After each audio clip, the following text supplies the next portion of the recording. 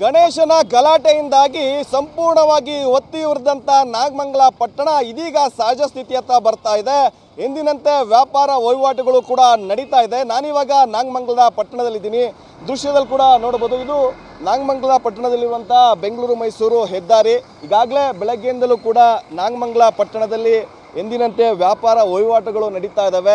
ಸಾರ್ವಜನಿಕರೆಲ್ಲರೂ ಕೂಡ ಮನೆಯಿಂದ ಬಂದು ತಮ್ಮ ಕೆಲಸ ಕಾರ್ಯಗಳಿಗೆ ತೆರಳುತ್ತಾ ಇದ್ದಾರೆ.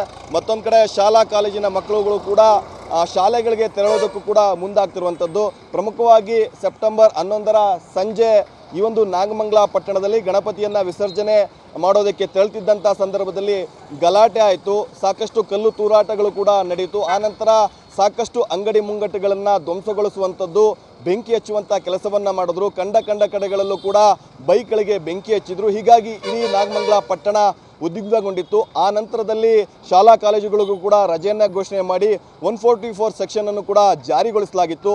ಇಂದಿಗೂ ಕೂಡ 144 ಸೆಕ್ಷನ್ ಜಾರಿ ಇದೆ.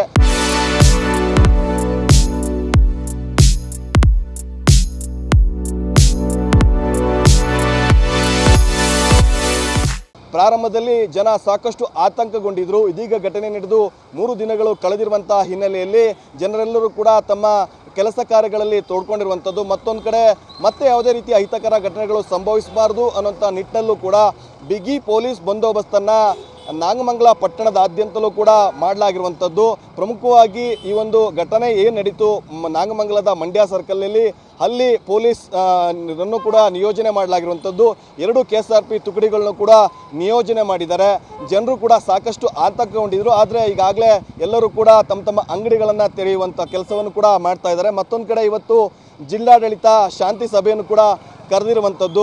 ಮತ್ತೆ ಯಾವುದೇ ರೀತಿಯ ಅಹಿತಕರ ಘಟನೆಗಳು ನಡೀಬಾರ್ದು ಅನ್ನೋ ನಿಟ್ಟಿನಲ್ಲಿ 2 ಕೋಮಿನ ಮುಖಂಡರುಗಳನ್ನು ಕೂಡ ಈ ಒಂದು ಶಾಂತಿ ಸಭೆಗೆ ಕರೆದು ಸೌಹಾರ್ದತೆಯನ್ನು ಸಾರೋ ನಿಟ್ಟಿನಲ್ಲೂ ಕೂಡ ಜಿಲ್ಲಾಡಳಿತ ಮುಂದಾಗ್ತಿರುವಂಥದ್ದು. ಪ್ರಮುಖವಾಗಿ ಈ ಒಂದು ಸಭೆಯಲ್ಲಿ ಇಲ್ಲಿನ ಸ್ಥಳೀಯ ಶಾಸಕರು ಮತ್ತು ಜಿಲ್ಲಾ ಉಸ್ತುವಾರಿ ಸಚಿವರಾಗಿರುವಂಥ ಚಲುವರಾಯಸ್ವಾಮಿ ಕೂಡ ಪಾಲ್ಗೊಳ್ತಿದ್ದಾರೆ. ಪ್ರಮುಖವಾಗಿ ಬದರಿಕೊಪ್ಪಲು ಗ್ರಾಮಸ್ಥರನ್ನು ಕೂಡ ಈ ಒಂದು ಸಭೆಗೆ ಕರೆದಿರುವಂಥದ್ದು. ಇಲ್ಲಿ ಈ ಘಟನೆ ಹೇಗೆಲ್ಲ ಆಯಿತು ಅನ್ನೋದು ಮಾಹಿತಿಯನ್ನು ತೆಗೆದುಕೊಳ್ಳೋ ಜೊತೆಗೆ ಮತ್ತೆ ಇನ್ನು ಮುಂದೆ ಯಾವುದೇ ರೀತಿಯ ಈ ರೀತಿ ಅಹಿತಕರ ಘಟನೆಗಳು ನಡೀಬಾರ್ದು ಅನ್ನೋ ನಿಟ್ಟಿನಲ್ಲೂ ಕೂಡ ಅಂಬೇಡ್ಕರ್ ಭವನದಲ್ಲಿ ಶಾಂತಿ ಸಭೆಯನ್ನು ಕೂಡ ಕರೆದಿದ್ದಾರೆ.